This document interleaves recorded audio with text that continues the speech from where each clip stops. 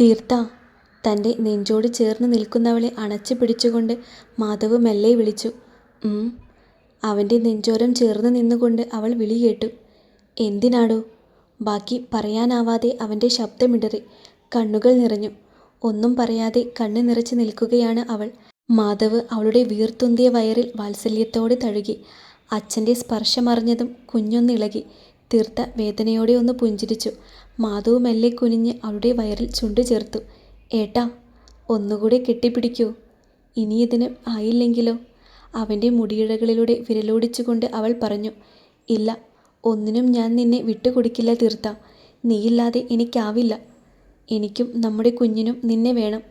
ആ ജാതകം പിഴച്ചു പോയെന്ന് രാശിപ്പലകയ്ക്ക് തെറ്റുപറ്റിയെന്ന് നമുക്ക് തെളിയിക്കണം, നമ്മുടെ സ്നേഹം കൊണ്ട്. മാധവ് കണ്ണീരോടെ അവളെ ചേർത്ത് പിടിച്ചു. ഏട്ടാ, ഞാൻ തിരിച്ചു വരുമോ ഇല്ലയോ എന്നറിയില്ല. എൻ്റെ ശിവൂട്ടിയെ നോക്കിക്കോളണേ. അവളെ വേദനിപ്പിക്കരുത്.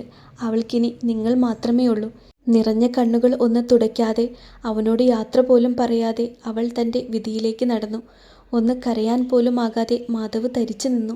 ആദിയുടെയും അഭിയുടെയും പ്രണയകഥയ്ക്ക് ശേഷം നമ്മൾ വീണ്ടും ഒരു കഥയ്ക്ക് തുടക്കം കുറിക്കുകയാണ്. മാർത്ത മറിയം എഴുതുന്ന അപൂർവ ജാതകം. ഇതുവരെ ഉണ്ടായിരുന്ന സപ്പോർട്ട് ഇനിയും പ്രതീക്ഷിക്കുന്നു.